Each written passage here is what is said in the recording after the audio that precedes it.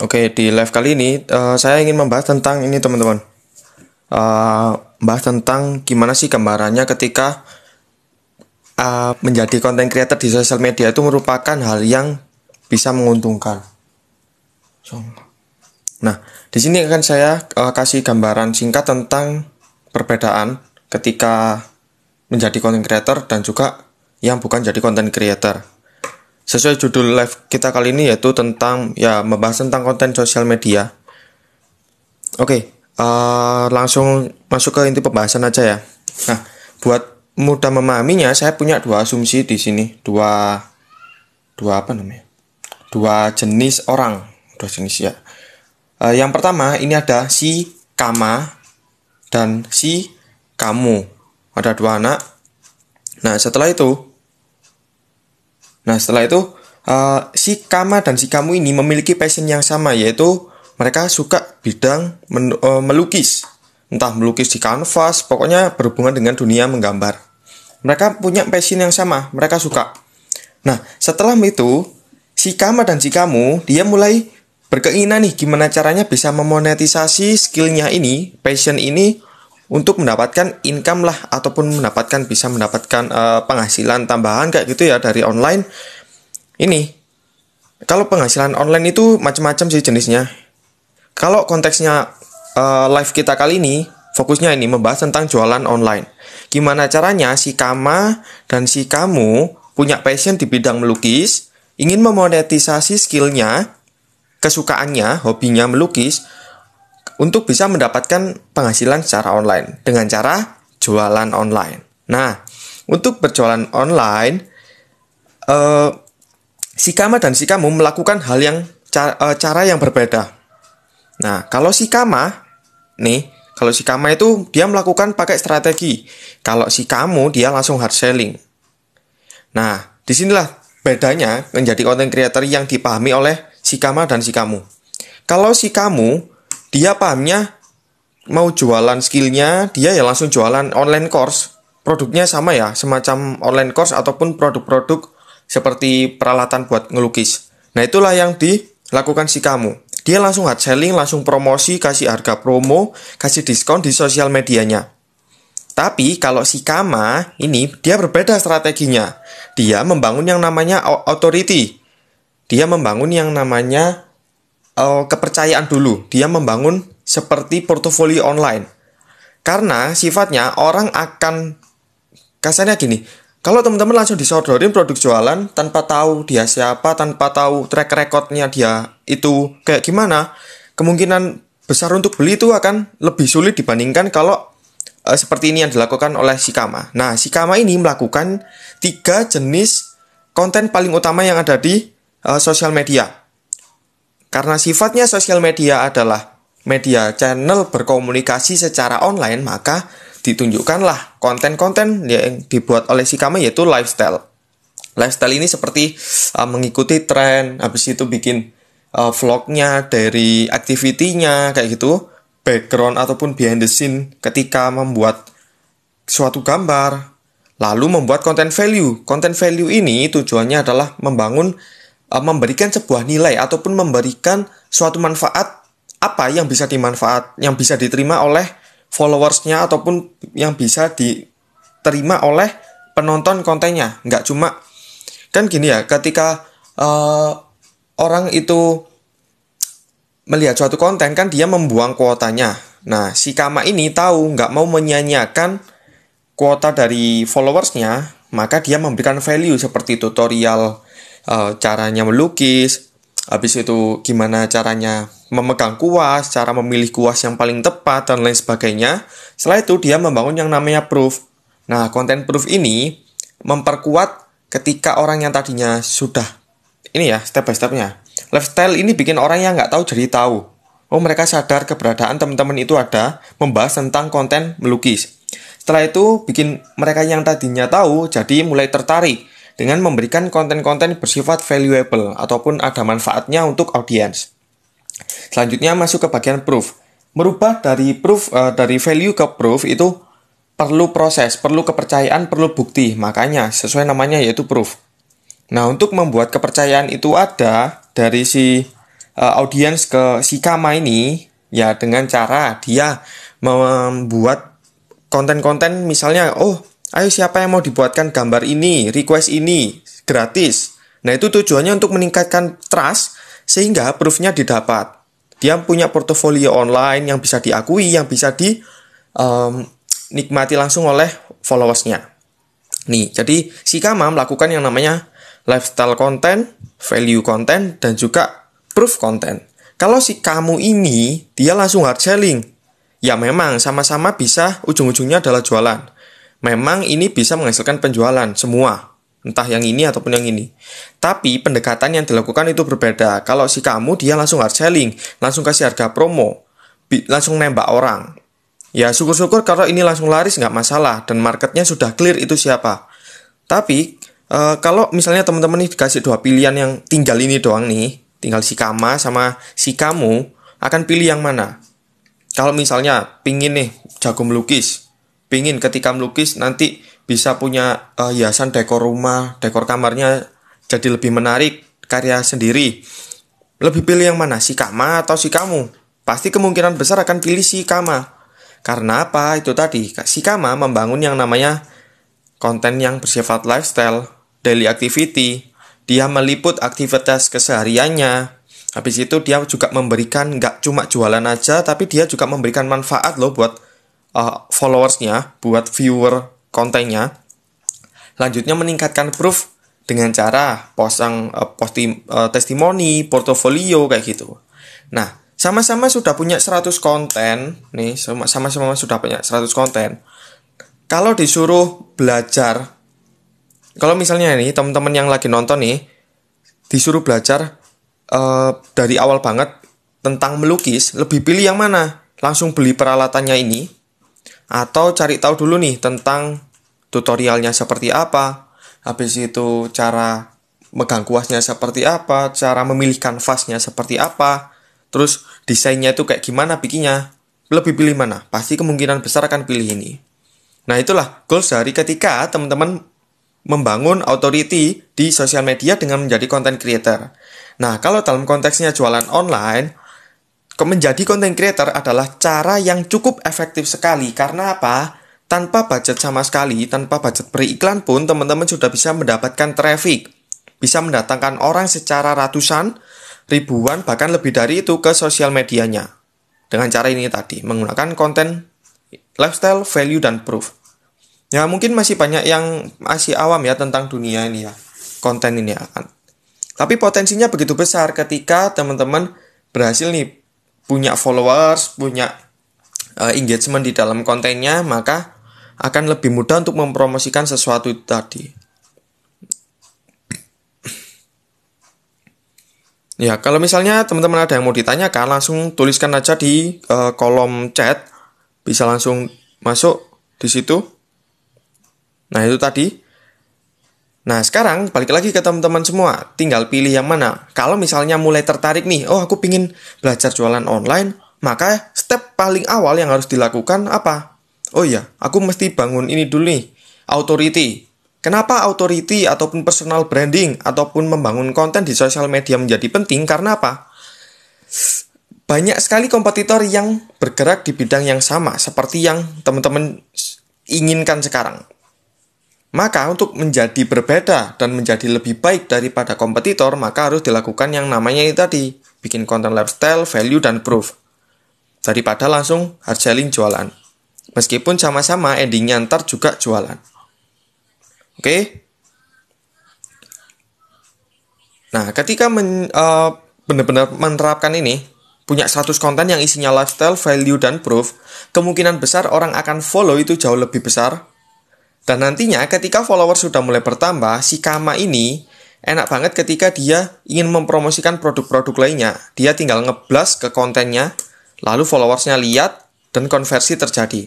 Itu yang dilakukan si Kama. Kalau si kamu, dia nggak memikirkan tuh yang namanya database, followers. Intinya dia posting, closing. Posting, closing. Nah itulah yang sering dilakukan oleh banyak orang ya. Jadi ini mungkin kesempatan buat teman-teman semua di tahun 2022 ini, manfaatkanlah sosial media, coba deh fokus ke satu bidang ataupun satu niche, lalu perdalam kontennya di sana. Habis itu, coba deh dibangun konten lifestyle-nya, konten value, konten proof yang berhubungan dengan passion ataupun kesukaan lah, bebas. Kalau di awal mungkin masih belum terkenal seperti artis, itu bisa usahakan untuk fokus ke satu bidang dulu. Contohnya melukis kayak gitu. Nah, semua ini perlu teman-teman persiapkan seperti quotes di sini. More preparation, more conversion. Oke, ketika teman-teman benar-benar mempersiapkan semuanya dengan maksimal, maka hasil yang didapat pun akan jauh lebih maksimal. Oke, kalau tak ada yang tahu tentang Pak Wisnu Tama, beliau punya quotes yang cukup terkenal, yaitu preparation is everything. Karena persiapan adalah segalanya.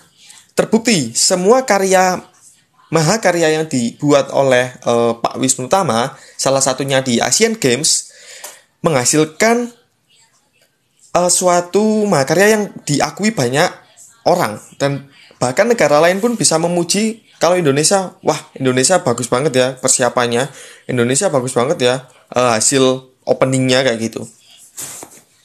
Nah, itu. Oke, jadi akan lebih mudah teman-teman memahami tentang dua studi kasus ini. Ada si Kama dan ada si kamu. Sama-sama ingin mendapatkan $100 pertama, sekitar 1,5 juta. Nih, dari passionnya melukis. Yang dilakukan, si kamu terlalu hard sell, langsung posting jualan. Harapannya jualannya laku. Tapi kenyataannya nggak seperti itu. Yang namanya marketing itu menciptakan interest dan demand. Kalau namanya digital marketing, maka gimana caranya kita menciptakan interest dan demand dalam ini, menciptakan, pokoknya setiap konten ini bikin orang tertarik. Setiap konten ini bikin orang tertarik, setiap ini bikin orang tertarik sama sosial media kita, sama konten kita. Harapannya ketika mereka mulai tertarik, mereka akan membeli. Nah, jadi goalsnya itu, konten itu goalsnya bikin orang itu tahu, bikin orang itu tertarik, bukan closing. Kalau ingin closing, tugasnya adalah steam sales. Beda lagi. Oke, mungkin ini bisa di screenshot sama teman-teman semua, atau bisa dicatat, semoga kelihatan ya. Setelah itu kita lanjut. Nah, setelah si Kama dia mulai membuat konten, dia mulai membangun ini tadi lifestyle, value, dan proof, maka langkah selanjutnya sebelum take action itu pertama kali banget yang harus dilakukan adalah start. Tahapan start ini biasanya diisi oleh mempersiapkan, aku mau memilih bidang apa ya, niche apa ya yang akan aku kerjakan di sosial media itu apa. Start. Lalu milih konten apa, positioning apa yang ditentukan secara spesifik. Kalau misalnya saya bergerak di startnya adalah niche-nya adalah digital marketing. Secara spesifik membahas tentang konten strategi.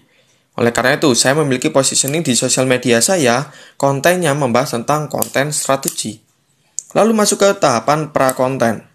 Tahapan pra-konten ini mulai masuk nih ke teknis, cukup teknis. Yaitu pra-konten ini lebih ke setelah tahu niche-nya bidangnya apa, mulai tahu marketnya siapa, masuk ke dalam pra-konten.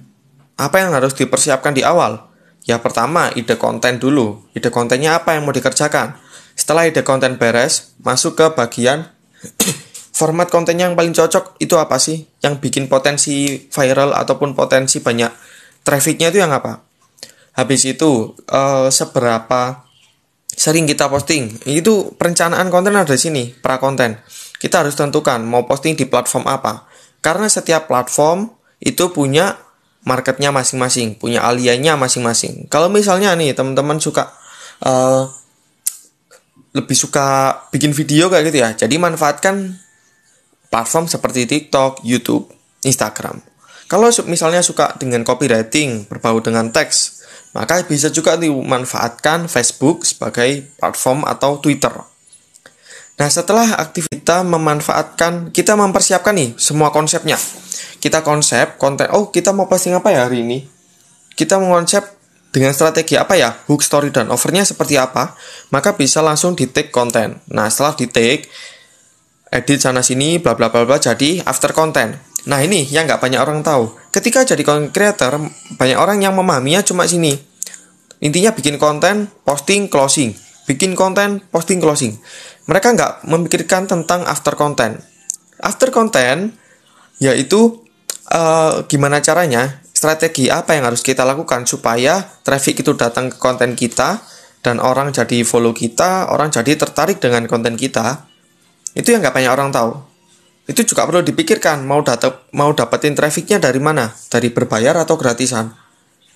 Nah, setelah itu, kita siap-siap nih mendapatkan profit. Setelah kita menyiapkan semua strategi ini, kita siap-siap untuk mendapatkan profit. Profit di sini nggak melulu tentang yang namanya uang aja, tapi mendapatkan traffic seperti views, itu juga merupakan traffic. Kalau misalkan konten yang dibuat benar-benar tertarget, satu views pun itu bisa convert menjadi followers atau bahkan menjadi customer. Bayangkan kalau itu terjadi sampai ribuan, dan itu dengan cara yang organik. Maka kemungkinan besar orang akan tertarik dengan konten kita lebih besar lagi.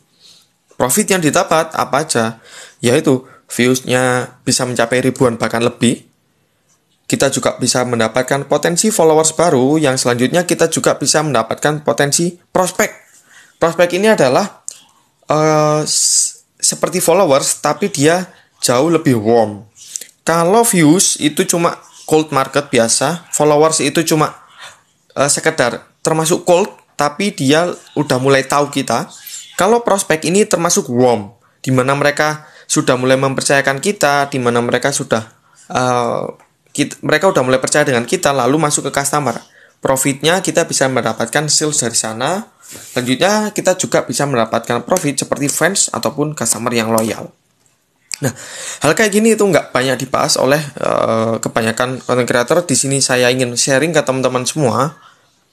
Kalau ternyata menjadi content creator yang ingin profitable, misalnya mendapatkan profit ini semua, maka juga harus disiapkan di awal. Ilmunya seperti apa, marketnya seperti apa, pilih konten jenis apa, lalu kita siapkan nih konsep kontennya kayak apa, penyampaiannya seperti apa, menggunakan format apa, mau gambar, visual, audio atau apa, lalu masuk di take, kontennya ini dieksekusi dengan maksimal, setelah itu diedit, after content kita mikirin caranya traffic datang seperti apa, lalu siap-siap deh terjadi profit di sana dengan ini.